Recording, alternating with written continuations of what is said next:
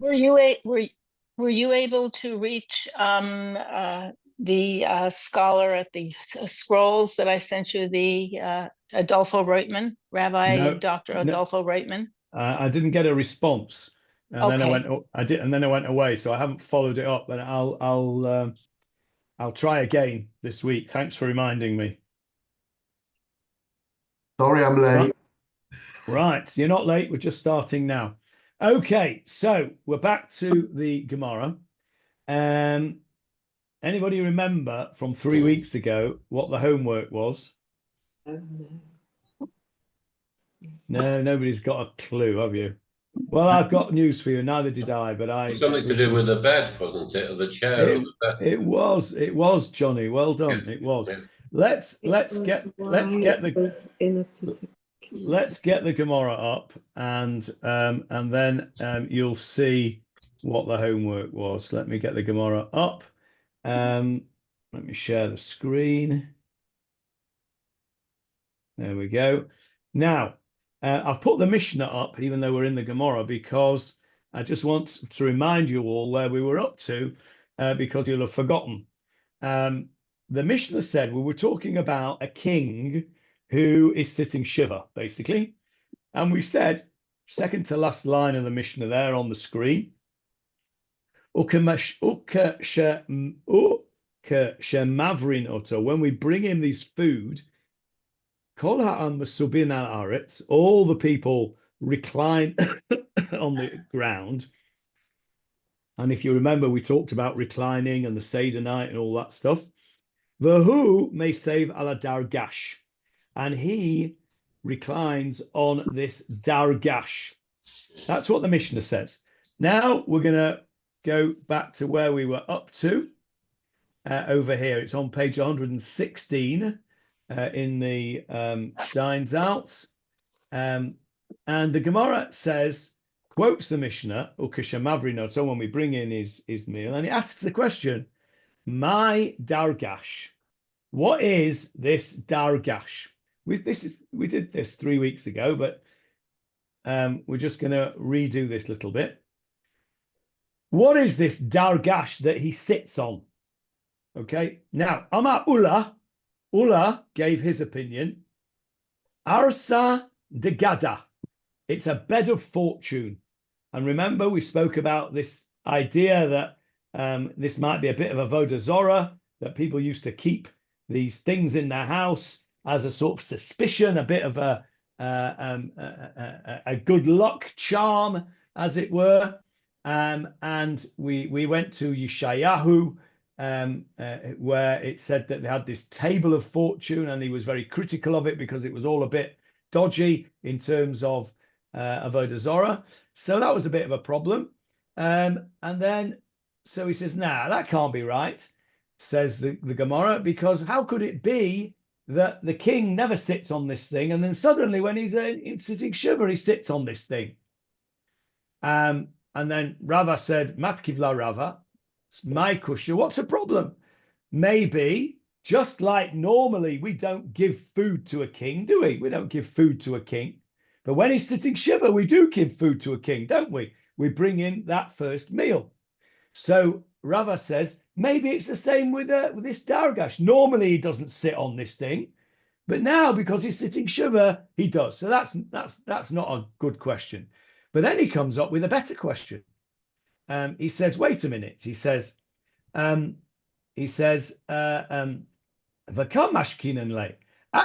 there is a question. Dargash eino tzarich lichpoto ela zokfo. And this is where we ended last time. We said that a Dargash does not need to be turned upside down. Rather, it is stood on its end. It's stood end on, as opposed to upside down. And I reminded you that those words, likfoto and zokfo, over here on the screen, are in the brachot every morning. Zokef kefufim. Remember, what does zokef kefufim mean? Zokef means to stand upright. Kefufim, those who are bent over. So we're thanking HaKadosh Baruch Hu for making the bent over people stand up straight. Okay, so that's what this means. So this Dargash thing, this thing that the king sits on when he's eating his first meal, says Rava, you don't turn it upside down, you stand it on its end. And I asked you the question, what on earth is this talking about? Why would you want to turn this thing upside down in the first place? The Gemarah is saying, or Rava is saying, you don't turn it upside down, you stand it on its end. But why would you want to turn it upside down in the first place? That was my question from 3 weeks ago.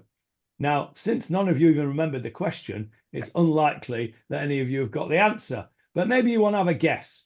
What's it talking about? I think it's because no one's supposed to sit on it. No one's supposed to use it. It's reserved for the king. Well, that's what you said 3 weeks ago, Jeffrey. And it wasn't right then, and it isn't right now. Okay. But at least you're consistent. At least you're consistent. It's more like idol worship if it's standing on its end, because you can't sit on it at all. Okay. So let me explain to you. We have the minhag, don't we, in a shiva house, that the mourners do not sit on a proper chair. What do they sit on? A reduced height chair. A reduced height chair. They sit on a low chair. Now, there was a time where a mourner also did not sleep on his bed. In the same way that he does not sit on his chair, he does not sleep on his bed. Yes, Julia? My machatonim from Paris don't sleep on their beds, and neither do the ones from my daughter-in-law Marav's family don't sleep on their beds during the Shiva. Where do they sleep? Oh, they sleep on the floor. Right. Okay. So there was a minhag that which is brought down in the Gemarah, and I will show you the Gemarah in a minute, that says that a mourner has to turn his bed upside down and sleep on his bed upside down. Now, imagine one of our beds, right? Turned upside down. It's not going to be as comfortable, is it? And that was the whole idea of it, that you shouldn't have comfort. And that's why Julia's machatonim, who are Sephardim, sleep on the floor to make it more uncomfortable. The Ashkenazim amongst us, who are not as, I don't know, not as tough maybe as the Sephardim, what do we do during Shiva to make our beds less comfortable? Anybody know what the Ashkenazi minhag is? Maybe some of you did it when you were sitting Shiva. put some stones in under the sheet. What, like the Princess and the Pea? I didn't do that, but I just thought Possibly. That would work. That isn't the minhag, but it would work. Anybody know what the Ashkenazi minhag is? Take away your pillow. That is the Ashkenazi minhag. If you sleep with 2 pillows, you sleep with 1. If you sleep with 1 pillow, you take away the pillow. If you don't sleep with any pillows, maybe you put one in if it makes it so it's uncomfortable. The idea is that it should be less comfortable than normal. Now, at the time of the Gemarah, the minhag was not to take away your pillow, but to turn the bed upside down. Let me show you the Gemarah in Moed Katan. There it is on the screen. Can you see the screen? Yes? Okay, there it is, where my pointer is. Avel, a mourner, chayav bikfiat hamita. He is obligated to overturn his bed. Okay? And the Sefaria translation says, the mourner is obligated to overturn his bed so that he sleeps on the underside of it. As Bar Kapara taught, a Braita, there's a Braita that says, well, I'll do it in English, I have placed the likeness of my image within humans. This is Hashem stating, and owing to their sins, I have turned it over. Hafachtei, hafachtei. Where's that word over here? I have turned it over. What word do you know in Hebrew, modern Hebrew, which is very pertinent to the current time that comes from that word, overturned. V'nahafochu. Go on, say again, Hannah. V'nahafochu. Hannah says v'nahafochu, which means, Hannah? Hostages. To do with Purim, and it will be turned over. That's right. In Purim, v'nahafochu means everything was turned upside down. Because in Purim, what happened was Haman wanted to hang Mordechai, and what happened? Haman was hanged, right? The city of Shushan was in mourning. The Jews in Shushan were in mourning. And what happened? It was turned over, and they became simcha v'sason. They became joyous. So in Purim, that's why we dress up at Purim. We change our appearance. Okay, so it means to overturn. So it's the same word, v'nahafoch. And in modern Hebrew, you have a word as well. How do you say in modern Hebrew the opposite of something?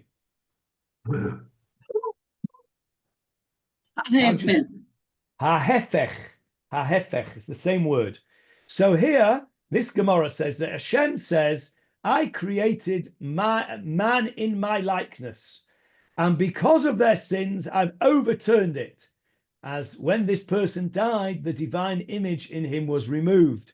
Therefore, you must also overturn your beds on account of this. And that is the halacha.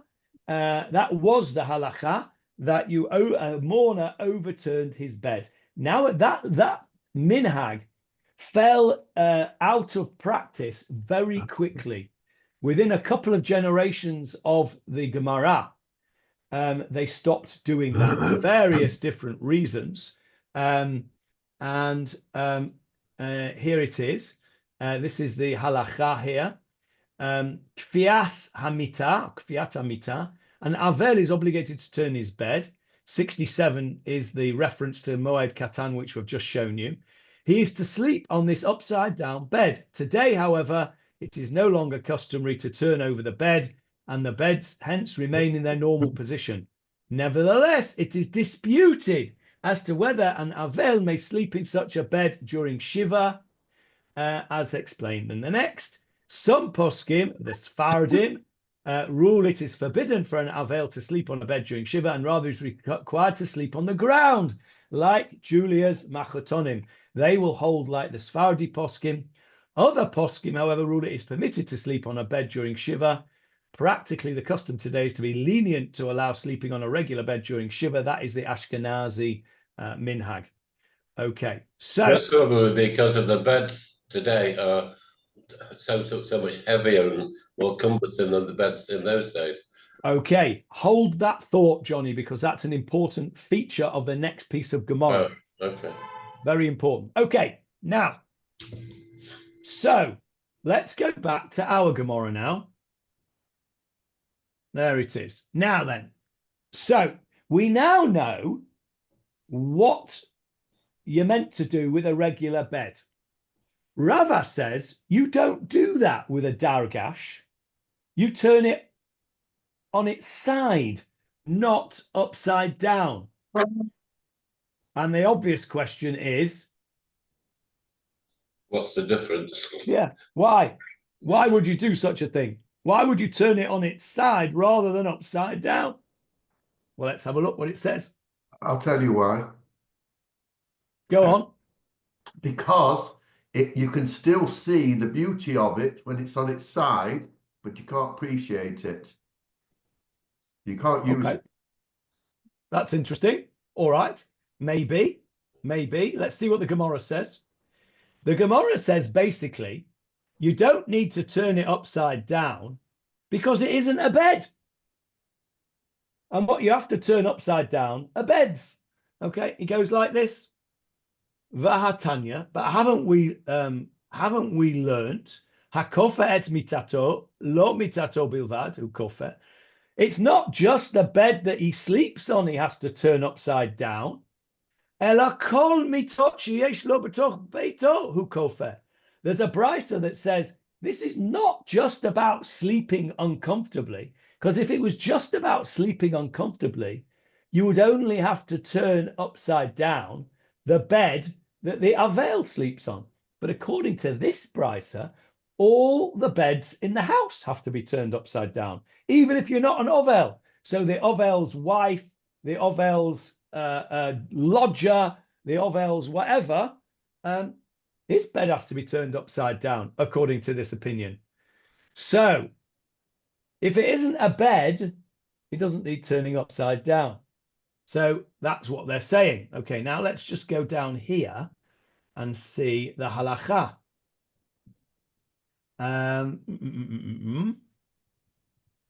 So here's another reason why this minhag fell out of disrepute, fell into disrepute, I should say, and fell out of practice.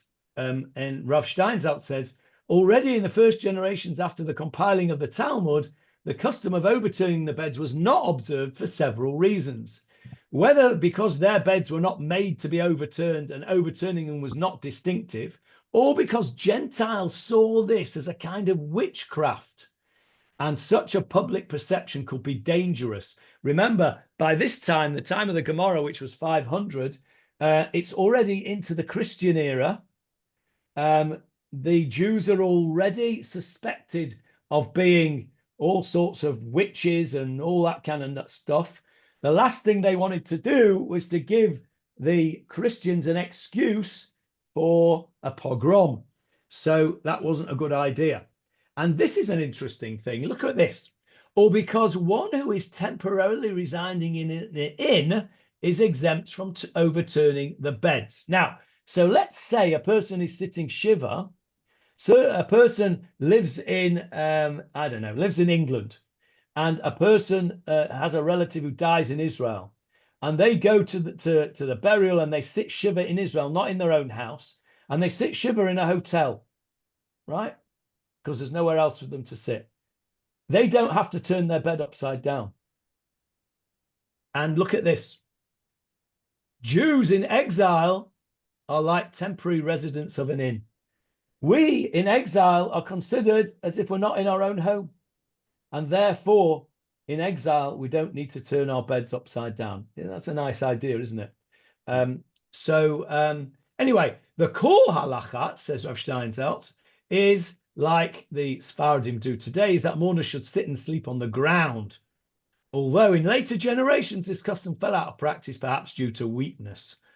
Mystical traditions teach that the custom is for mourners not to sit on the ground directly, but on a surface raised higher than 3 handbreadths. That's about a foot off the ground. Okay, really interesting idea, that. So this Dargash is not a bed.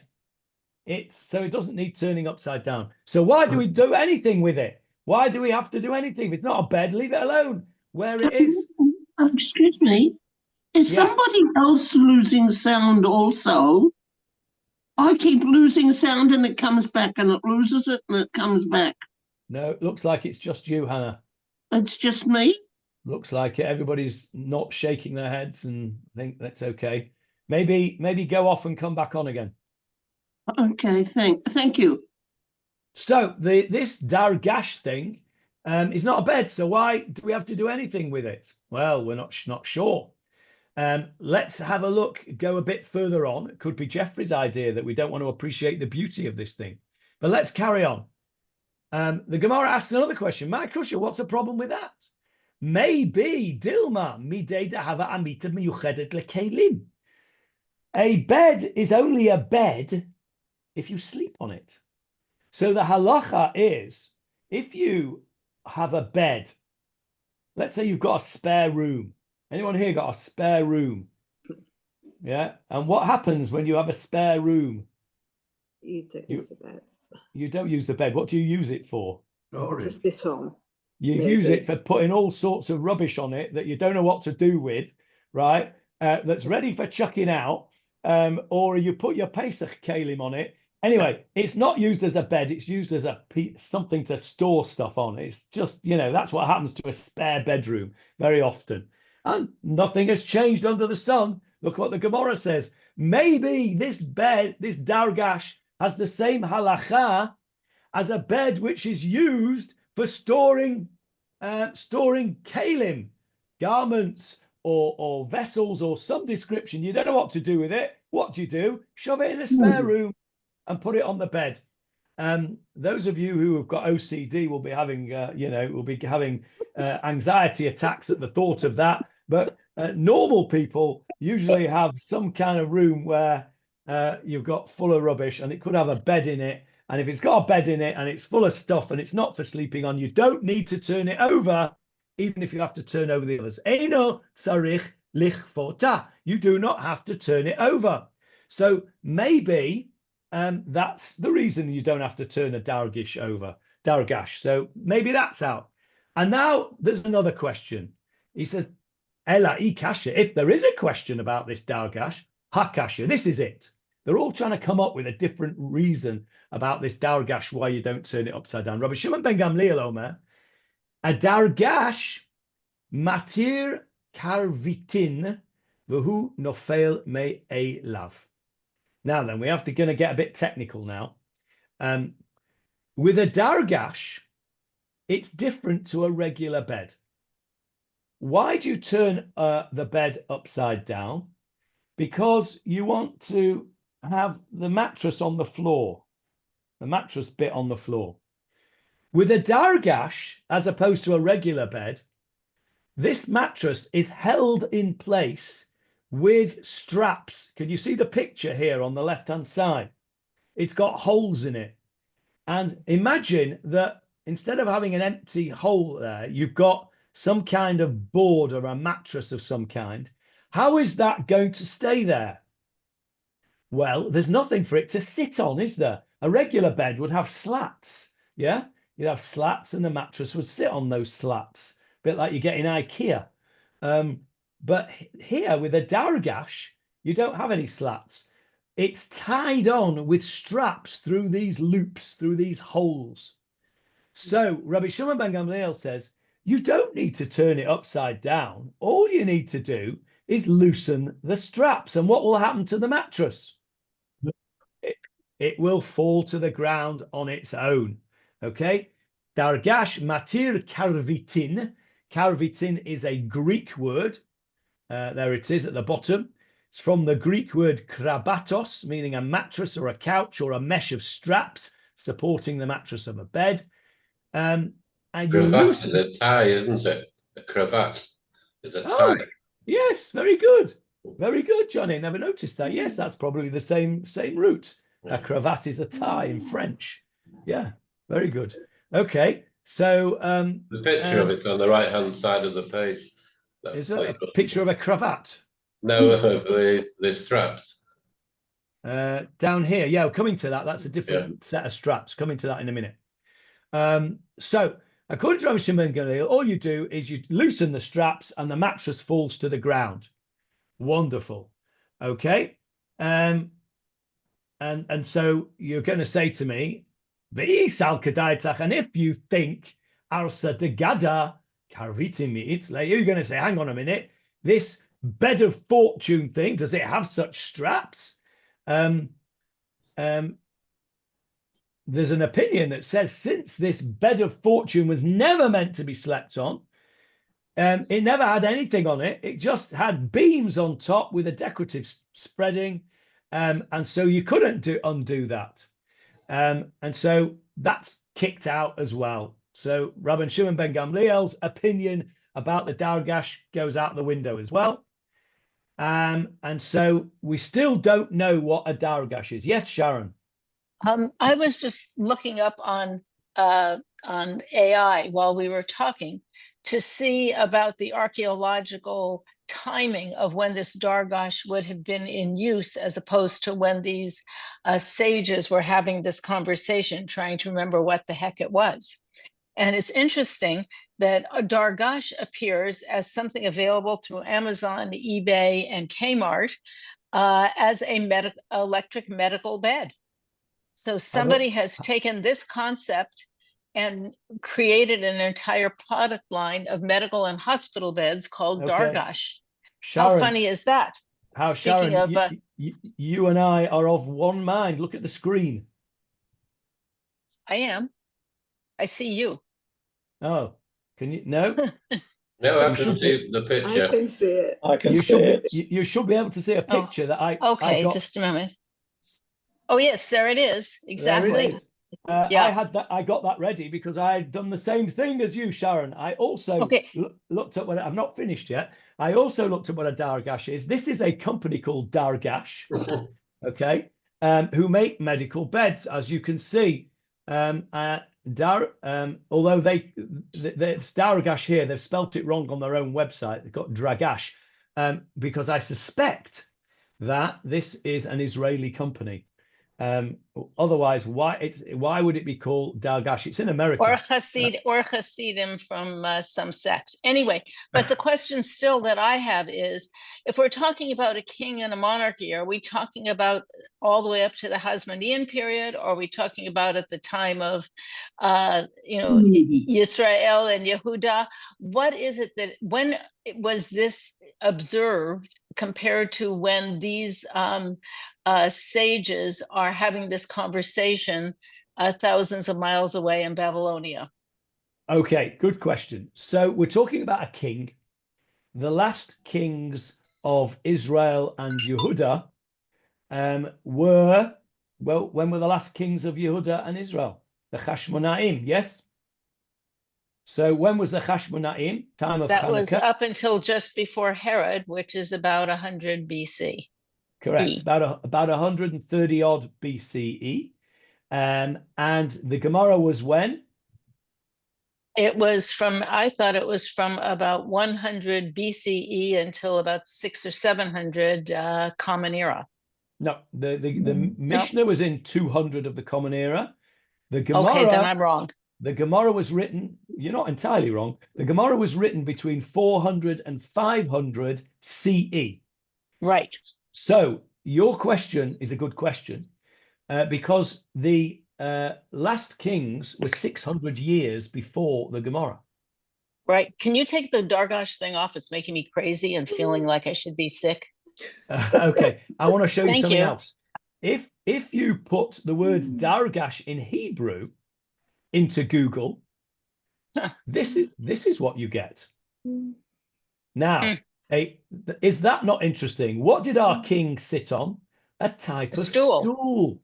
And if you put Dargash into Google in Hebrew, this is what you get. Clearly, a Dargash in modern Hebrew is some kind of stool. And you could imagine, look at that one, Dargash 8's, a wooden one. All right. So these are really interesting things that we are learning the Gemarah from 1500 years ago. And we came across a word that they didn't know what it was in the Gemarah. And yet, Ben Yehuda, bless him, Eliezer Ben Yehuda, who started this whole project of modern Hebrew. I don't know whether he knew what a Dargash was, but today a Dargash is, I suspect, I don't know. Hannah, you're our best Hebrew speaker here. Did you know that a Dargash was one of these things on the screen? No. No. Okay. It would be interesting to know from a native Israeli whether you were to ask them what a Dargash was, whether they knew it was one of these things. But anyway, that's what you get. Google Translate. Google Translate translates it as a bunk. Yeah, yeah. I would have. That's what I knew as a Dargash. Yeah. So a Dargash is like a bank. Yeah. When we did the Mishnah a few weeks ago, I showed you the picture. I showed you the picture of those old-fashioned sleeper trains. Remember that? Where they had the bunks. And I also showed you a picture of a They're not that old-fashioned. I was on them. Really? Okay. Well, anyway, those are called a Dargash as well. Anyway, it's fascinating, isn't it, that we are debating in the Gemarah what a Dargash is, and that same word is still in use today. So we are...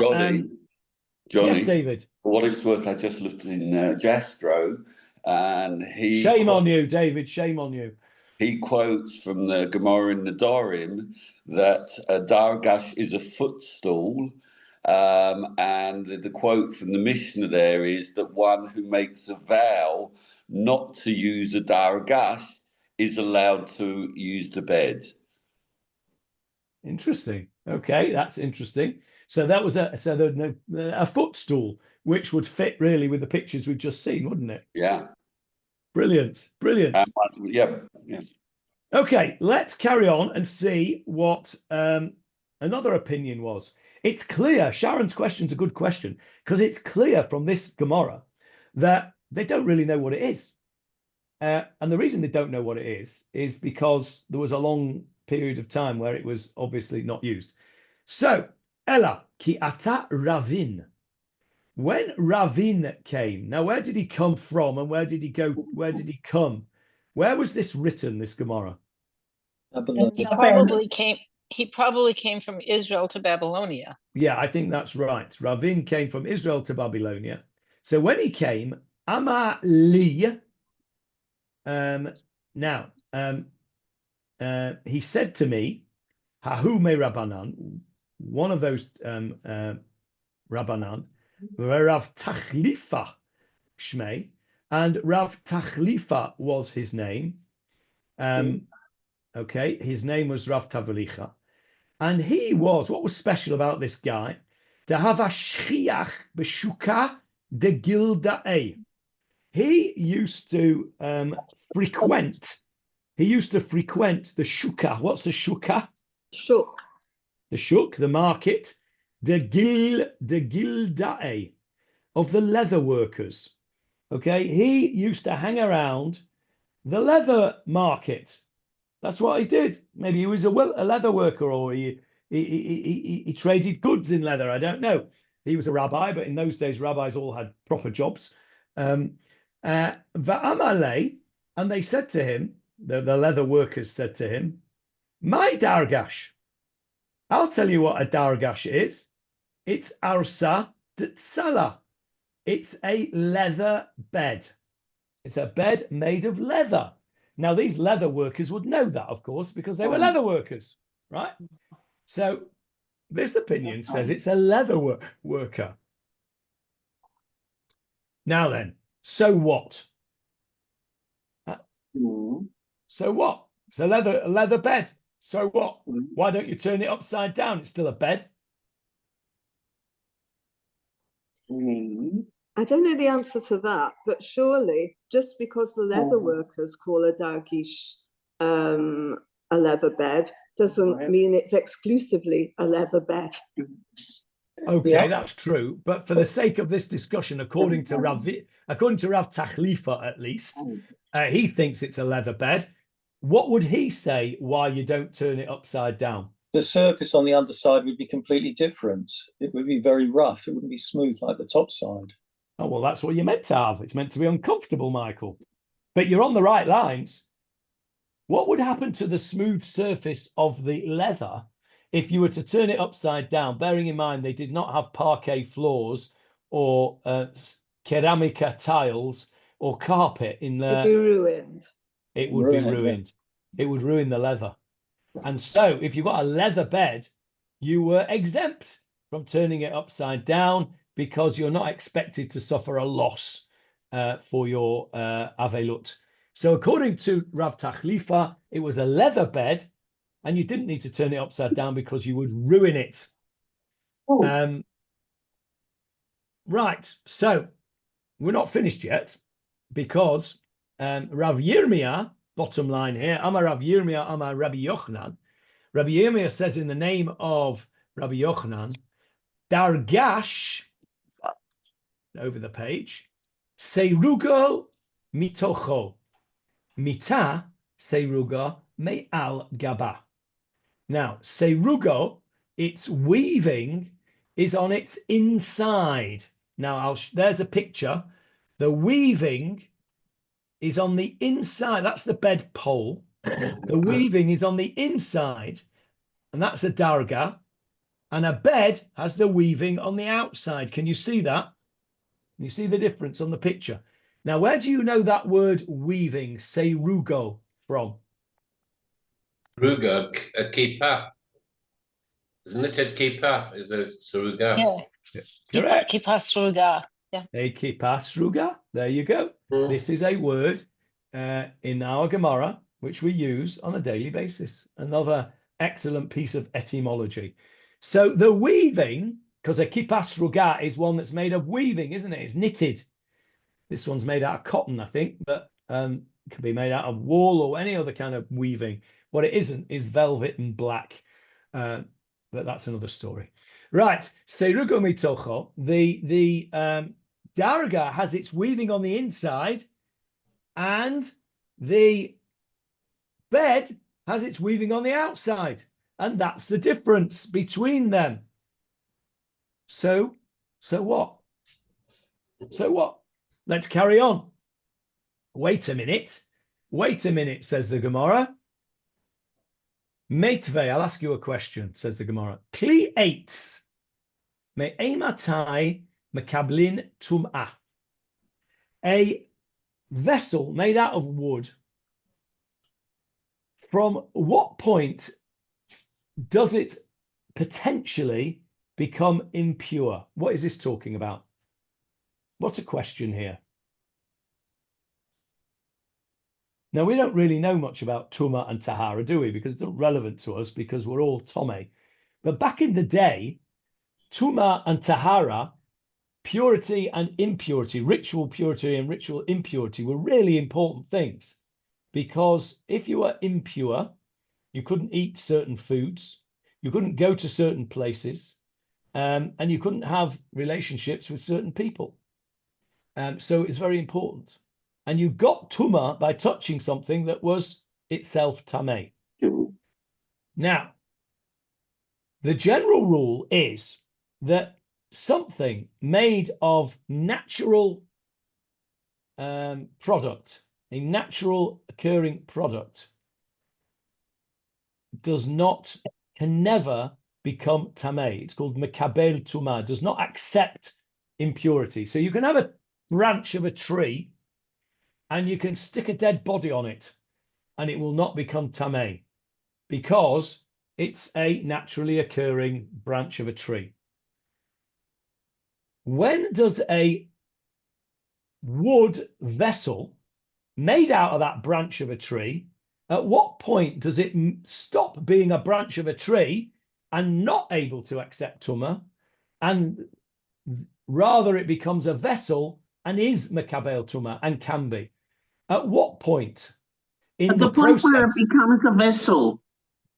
At the point where it becomes something that you use for something else. Okay, well that's a very broad definition, Hannah, because let's take our bed, right? You've got a piece of wood, and it's still a piece of wood before you do anything with it. It's just a log of wood. That is not yet a vessel. Everybody agrees. So that's not mekabel tumah. So you then shape it and carve it, and you make it into something usable, but it's not yet finished. You haven't sanded it down, you haven't varnished it, you haven't put a handle on it. These things take process. At what point in the process, Hannah, does it become a vessel? Is it wait. The question is this: is it at the beginning where it already looks like a bowl, or is it only at the end when it's fully finished and it's ready to be sold in a shop or used for that purpose? At the end. At the end. Okay, correct is the answer. Now, what about a bed? What have you got to do to this bed to make it a bed and not a piece of wood? You've just told me that it has to be completely finished. When you have a wooden bed, or a wooden anything for that matter, today, if you go and ask my son, who's a carpenter, he'll tell you how long this takes. You have to work that wood. What do you do with it? You sand it down and you make it smooth, yeah? You've all got wooden pieces. I can see Michael's got a wooden thing next to him there. Put your hand on that wooden thing, Michael. You getting splinters? No splinters. Why? Because somebody's worked very hard to sand that down, right? Well, it was no different back in the day. Back in the day, they used to smooth out this wood. What do you think they used? What do we use? Sandpaper. We use sandpaper. Why do we use sandpaper? Because it's abrasive. It's abrasive. What do you think they might have used? Take that off the screen so you can't cheat. What do you think that they might have used in place of sandpaper, which is abrasive, in order to smooth out their beds and not get splinters in their tushes when they lie down on it?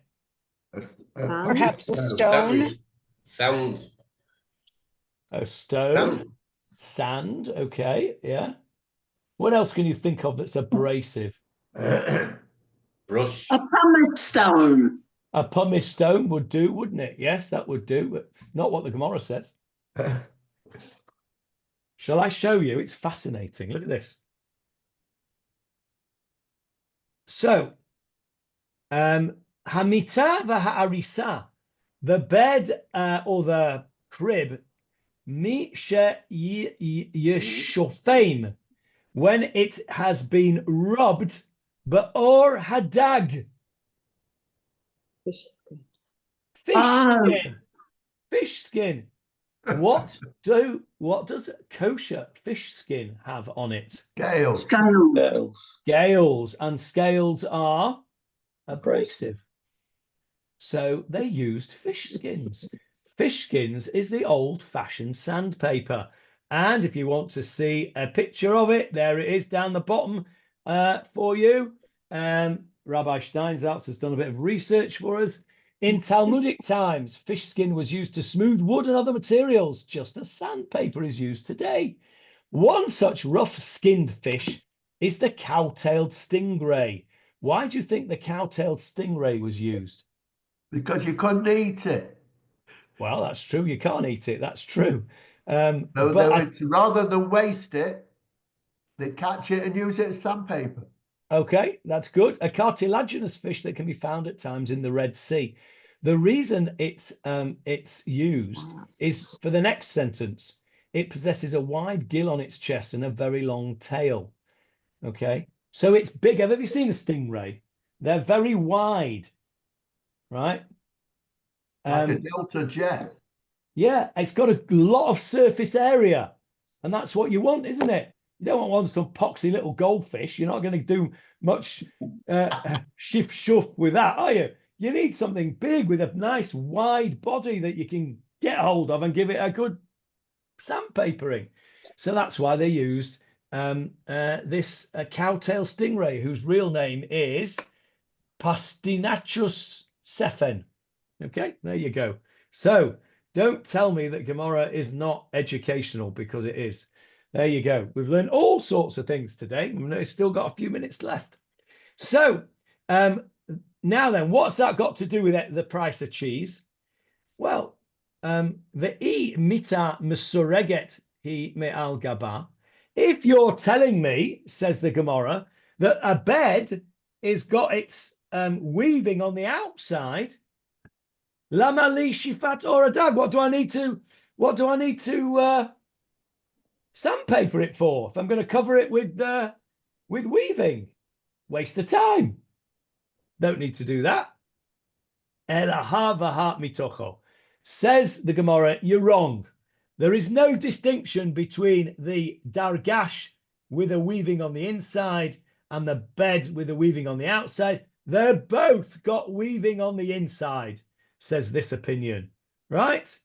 And so what's the difference then? Okay, what's the difference? Mita aolei afukei bevizyonei, Dargash aolei afukei beivkata. The weaving of both of them are on the inside. The difference is that the straps of the bed go out of holes on the posts, whereas on a Dargash they've got loops. Now that makes a difference, doesn't it? Because you can unloop the thing much easier. If you imagine a loop and a hook, it's much easier to undo that than it is if it's going through the whole frame of the bed. And that's the difference, says this opinion, between the Dargash, which has got loops and like hooks and eyes for the mattress. You can unhook that and the mattress will fall to the ground. And a bed, you can't mess around with that. So what have you got to do with a bed? Turn it upside down. Okay. Now then, we're nearly finished this now. Let me just show you another couple of pictures. There's a picture of a Dargash. And there's a picture of a 4-poster bed. Now then, the Gemarah says this. Amar Rabbi Yaakov, Amar Rabbi Yeshua ben Levi. Rabbi Yaakov says in the name of Rabbi Yeshua ben Levi, Halacha keraban Shimon ben Gamliel. Amar Rabbi Yaakov barami. The halacha is like this. Mita shenakliteha yotzin zokfa v'dayo. If you have a bed with posts on it, like this one, you're going to have a bit of trouble turning that upside down, aren't you? How are you going to get that upside down? So what do you do with that, do you think? Turn it up on its end. Turn it up on its end. And that, ladies and gentlemen, is what the Dargash, which you do not turn it upside down because it's not a bed, falls into the category of a sort of a bed that you don't have to turn upside down. But just like a 4-poster bed, you turn it on its side. That's what the Gemarah says. And the Rabbi Yeshua ben Levi says, that's the halacha. That's what you do. Rabbi Yaakov Ba'ami says, in the case of a body whose posts on which the canopy is spread, remember you'd have a, you've been in fancy, I don't know if you've ever been in fancy hotels where they have, maybe you've got one at home, I don't know. They have these 4-poster beds with canopies on it and all sorts of fancy gear. Then you can't really turn that upside down. So it says they're very long, meaning the poles are very long, and the bed will remain high off the ground even if it's overturned. So thinking about it, if you overturn that, right, how are you going to get to bed? You'll need a ladder to get to bed because the mattress will be up at the top. So we don't do that. We turn it on its side and we don't, and that's sufficient. The dayo, die, the word die, what does die mean? Sufficient. Enough. Dayenu, it's enough. Any of you who've got Israeli children or grandchildren will be familiar with that word. Die. Enough. Right. So that's the and that is the end of that Gemarah. A really interesting Gemarah. What did we learn in this whole Gemarah? We learnt that a king sits on a Dargash. Clearly, the king's Dargash is not turned on its side because he wouldn't be able to sit on it, would he?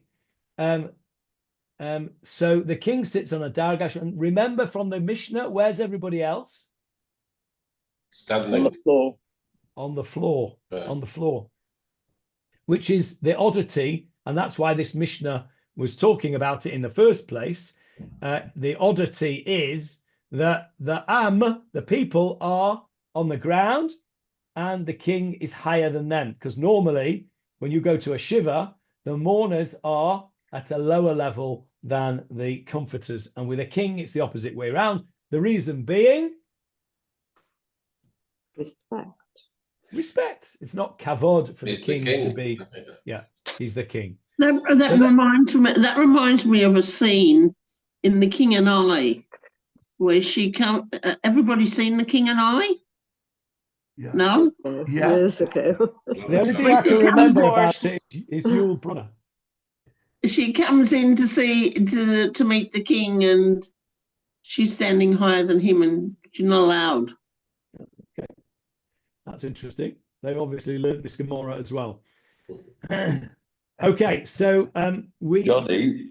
Yes, David. On the V'nafochu and turning beds over, have you ever seen a minhag at the end of Shiva that when the Avelim get up, the comforters turn the chairs over?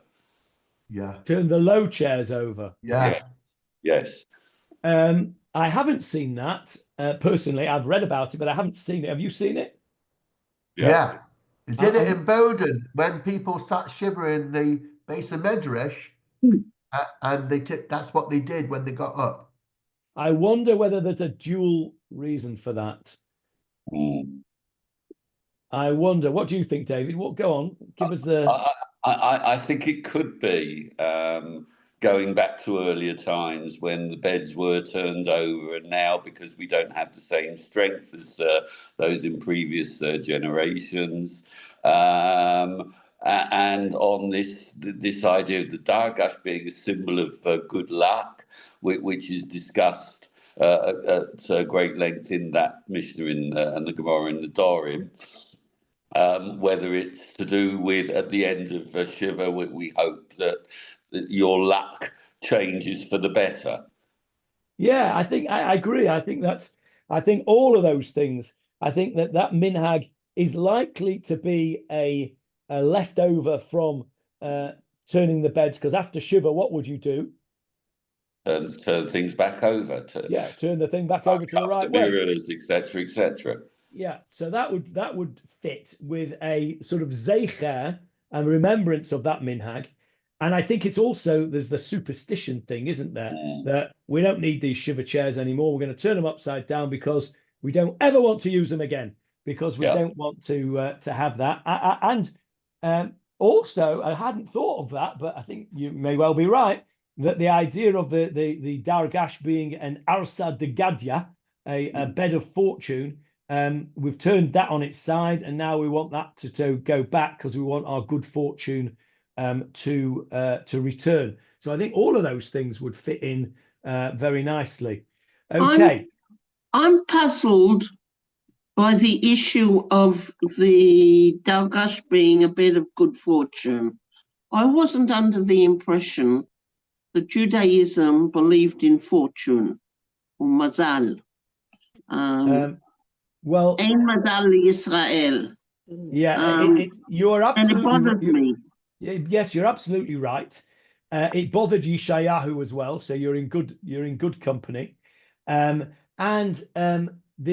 Mefarshim go out of their way to make a distinction between this and the idol worship. We spoke about it last time, but it is very, very dodgy. Hannah, I agree with you. Those of people who had this bed of fortune, at best it is superstitious. And if you were to speak to my son about these things, he would give you a very long drosha on how it is an isur dioraita. It is a Torah prohibition to be superstitious and to have all these chamsa business.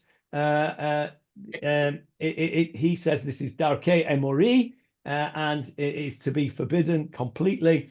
And I'm absolutely sure that he would agree with you that this bed of fortune would fall into that category. The Gemarah realizes that there is a problem with it and makes a distinction and says, no, we're not talking about avodah zarah here. We're talking about beds of fortune, which is not avodah zarah. I think it's very, very shvach. And I agree with you, Hannah. I'm uncomfortable with it completely. And I think the Gemarah is as well, which is why it went out of its way to sort of get its revenge in first, if you like. Yes, Jeffrey? Well, maybe it should have been called "This Bed Cost a Fortune." Well, like cost a plenty. Yeah. I think we said last week that people had it as like snub value. You know, look at this beautiful bed.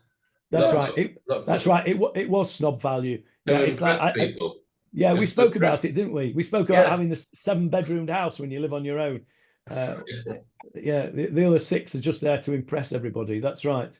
And can I quote this answer to Hannah's question from the Ran here in Sanhedrin?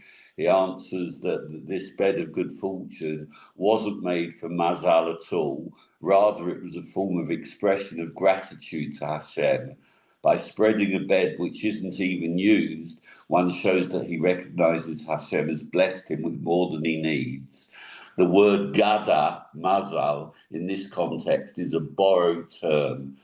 Through thanking Hashem for what he's been given in the past, one merits to have more blessing in the home, and thus such a bed brings wealth. That's superstitious or not? Yes. And also, I mean, thank you for sharing that with us. Far be it from me to question the Ran, but I'm going to.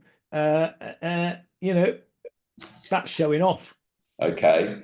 There's another explanation above, comparing the Arsa de Gada to a Kisei Shel Eliyahu that's set up at a bris.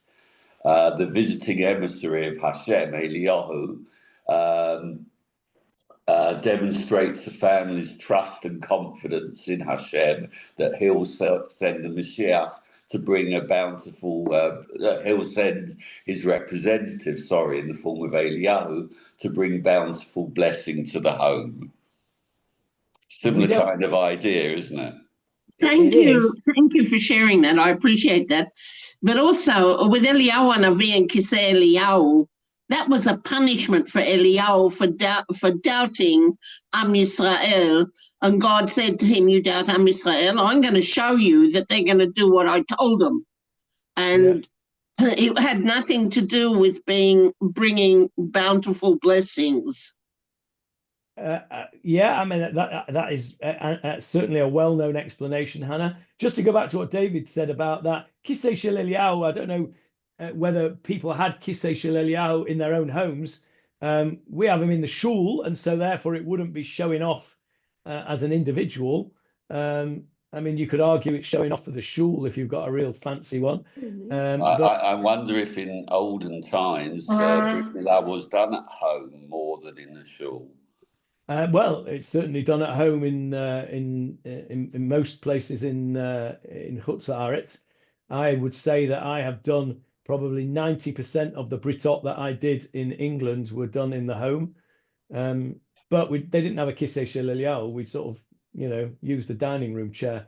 But you can take it from the shul. I've taken it from the shul. Yeah, you could. Yeah, but again, it's not like having, your own fancy thing that you're showing off. I think there's a bit of a distinction there. Right, time to go, everyone, because I have a meeting. Really interesting. Thank you very much for all those insights. Next time, Be'ezrat Hashem, we will start a new Mishnah over here. Umotzi le'milchemet harashut, the king bringing out the people for war. So that might well be a very apt Mishnah for us to learn right now. Be'ezrat Hashem, the war will be over by next week, but probably not.